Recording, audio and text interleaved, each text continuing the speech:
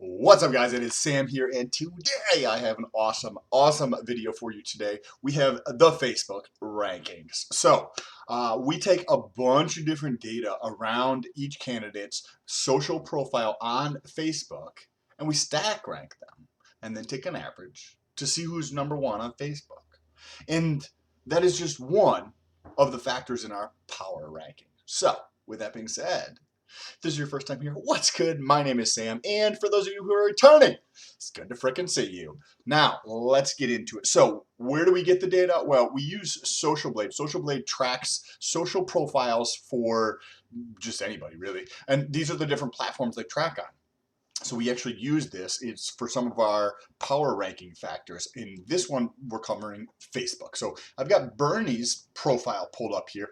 And if we come take a look down here, this is what we're going to look at. We're going to look at the total number of likes over the last 30 days. And we're going to look at the total amount of people that were talking about Bernie. The talking about includes comments.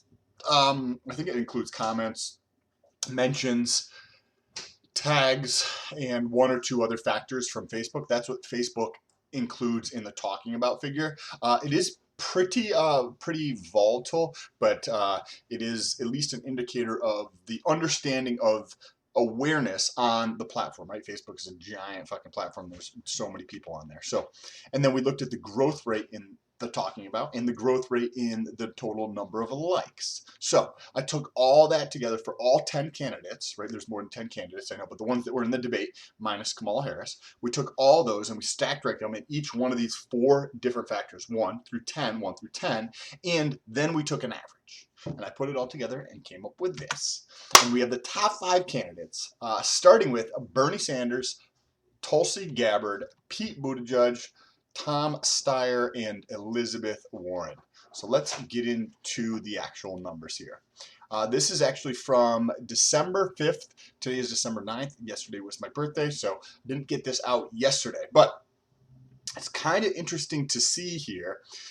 We actually see we see Bernie gaining ground from this is the 5th edition of doing the Facebook rankings. And we see that across the board since the beginning of September, Bernie's been gaining ground. He was at 8th, then at 7th, then at 3rd, then at 3rd, and now he's at 1st. Right?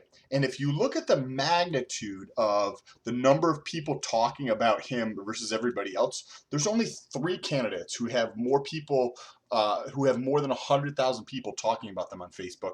So that is kind of interesting. He's got a tremendous 3 times more than the next closest person, which is Elizabeth Warren. But before we dive into any of the numbers anymore, let's take a look at the actual score here. And what we did to try to get an idea of the impact of each one of these factors, and you can let me know what your thoughts are down below in the comment section. And if you use the hashtag STOLT, at the end of these videos we have a Q&A where actually I can look up in the YouTube analytics hashtag STOLT to see your comments, and then we can talk about them at the end of the video. So if you have any thoughts, leave them down below, use the hashtag STOLT, and we can talk about them. But for this, we have 40% of the overall score coming from the total number of people talking about it. 40% coming from the total number of likes on that Facebook page over the last 30 days. And that's the total number of people who are going to that page and liking that page. And then 10% are coming from the growth rate in talking about, and 10% is coming from the growth rate in the likes on the page. And that's what we do to come up with this overall score here. And then that just gives us the total stack ranking. So we can see things like, even though you might have 1st and 2nd, right? First is or let's do 2nd and 3rd, right? We have 2nd is Tulsi Gabbard and 3rd is Pete Buttigieg, but they're only off by 10 basis points, basically, right? 3.6 versus 3.7. So there's not a tremendous amount of margin between those two. It could have gone either way in a sense, but that's not what we're here for. We're here to see the overall ranking. So let's take a look at some of these. We see Tulsi actually gained ground. She gained 3 spots. Let's see if we have any trends in the other direction as well. Pete has been doing pretty good, losing a little bit of ground from the last time we did this in September. Let's take a look at Andrew Yang. Andrew Yang's been sitting at the same spot. But what is kind of interesting, so these are the people, so you could have somebody talking about somebody just because some controversial thing happens, right? So the increase in awareness and attention is good, right? Because some people are just going to stick around.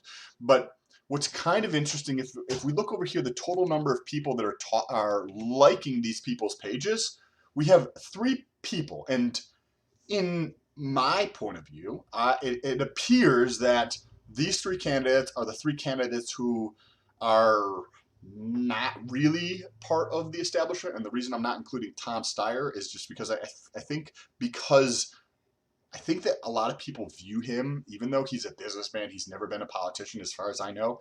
I think that he's viewed a little bit part of it just because of the way he, you know what I mean? He kind of looks like fucking Joe Biden, right? No offense to anybody who likes Joe Biden or who likes Tom Steyer. I don't know. That's the perception. That's I don't actually pay attention to what any of these candidates say, the context of what they're saying or anything. I'm looking at the data and I'm trying to understand what the collective of America is thinking about. Because what we currently do is we look at sites like Real Clear Politics, who aggregates polling data across America, and then you have news organizations who report on that polling.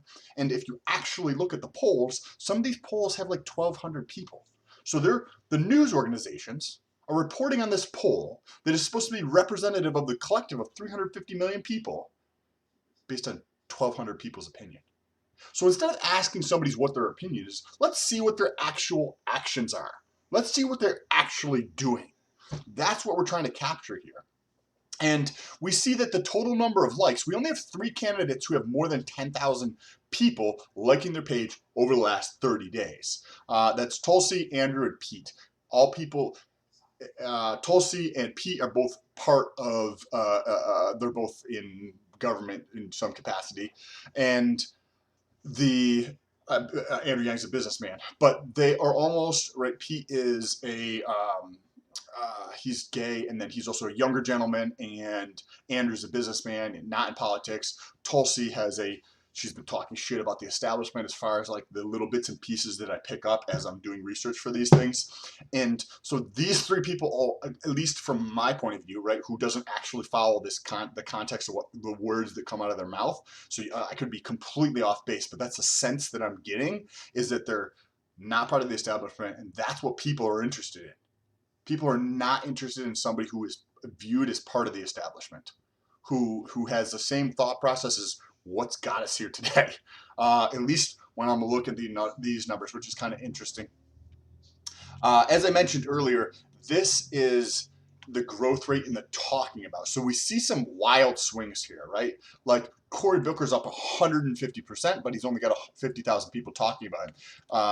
Sanders is down 5%, but he's got a fuckload of people talking about him. So that's why the growth rate, it does paint an interesting picture, but it's not like, excuse me, the number of people who are actually talking about it is far more important. That has way more weighting than the growth rate. Growth rate's kind of interesting to take a look at.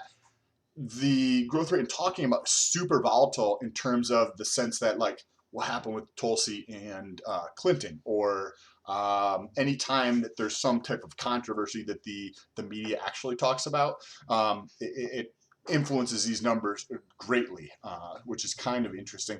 The likes on the page, that's a little bit more steady, but the interesting thing is 2 people here have growth rates on their page that are greater than 1%, Tulsi and Andrew Yang. That's kind of interesting. Pete has almost a 1%, but not quite 1%. Andrew Yang has almost 3.75. He's at 3.65, almost 4% growth rate. That's pretty crazy. Tulsi has 1.53. So it's going to be kind of interesting how this plays out. And I'd love to hear what your thoughts are down below in the comment section. Just like this gentleman, Christopher, who leaves #stole. Keep going, Daddy. By the way, my nickname in college was Daddy from a lot of my friends because I always wore a suit and they all had different types of jobs and this awesome receding hairline. So thank you, Christopher. I really appreciate the comment. That is in reference to me quitting my job and the 5 different sources of income that I have online. If you want to check that video out, click on the little icon picture of myself, go back to the channel and just search for that video, and you can actually see what those 5 sources are. We've got YouTube, and we've got a couple of different referral programs, we've got a blog, we've got Amazon. So if you want to check out all of that, go back to the channel, look at that. The next one is from Sean Berry. What's good, Sean? I've seen your comments before, and I appreciate the support and the comment. This is in reference to younger people voting or older people voting. And he leaves, again, your research and assemblage of data gives us a sense of what may actually be happening in the minds and behaviors of our population. Thank you for bringing it to our attention. Sean, this is exactly what I'm trying to do. All I want to do is understand what America is thinking. That's why I don't actually pay attention to what these candidates say. That's not important to me. What is important to me is trying to understand what the collective of America is thinking, because then I know where we're going. Right? If everybody in America is thinking about this one fucking thing, I know where we're going to go.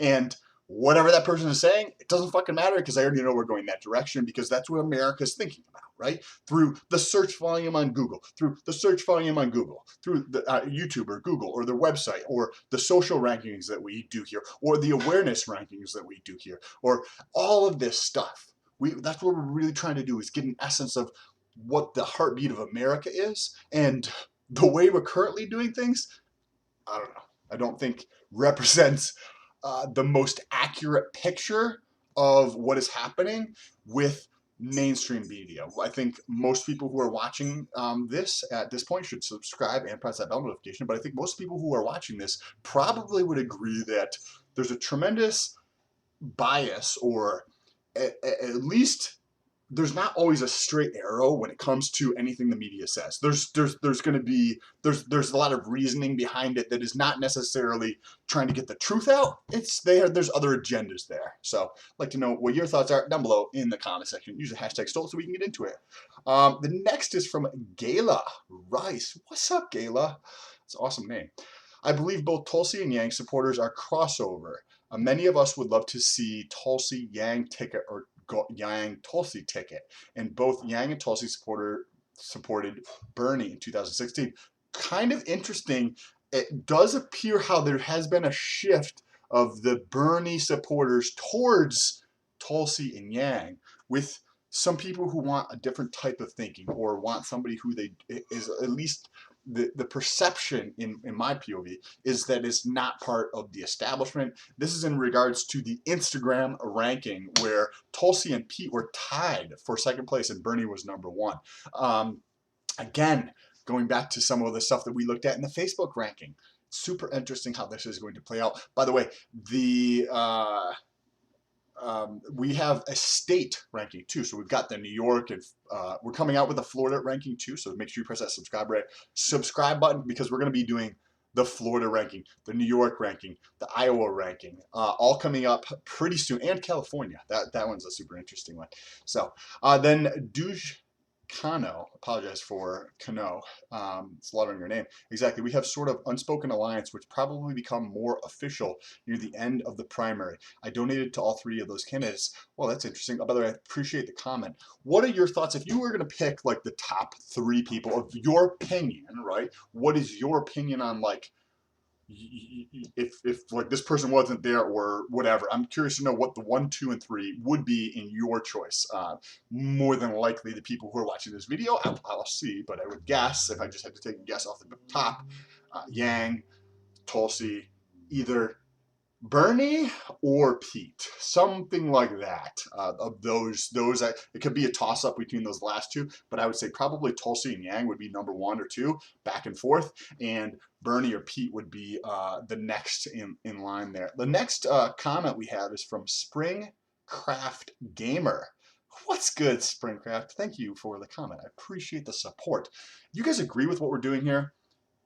Share this video with somebody. Don't just spam somebody, but if you think that this provided you any type of valuable insight, and you agree with the message that we're trying to get out about understanding what America is thinking about, to really try to understand the heartbeat of America, then share this video with somebody. But only if you think they're going to get value out of it, right? If you don't think of anybody, then pressing that thumbs up button does help out the channel, because it tells YouTube to put this video in front of more people in the search algorithm. So I would appreciate it. Let's get into the comment. The Hill, which I think is like a news outlet of some sort, just published a graph showing leaders. Then Harris 7%, and then Harris leads 7%, and Steyer is 1%. Fact: in the RPC, Yang is 3%. Klobuchar is 3%. Bloomberg is 2%. If you guys want to see a video on Bloomberg, I think I should be able to have that up this week. I have 4 more days left of work, so this coming weekend should be pretty crazy. All 3 beat Steyer, which is kind of interesting. This is in regards to the data supporting this, because a lot of people, I think, write off the internet as in it's an afterthought. But in reality, it is the internet, and then it's everything else. If you win the internet, you win.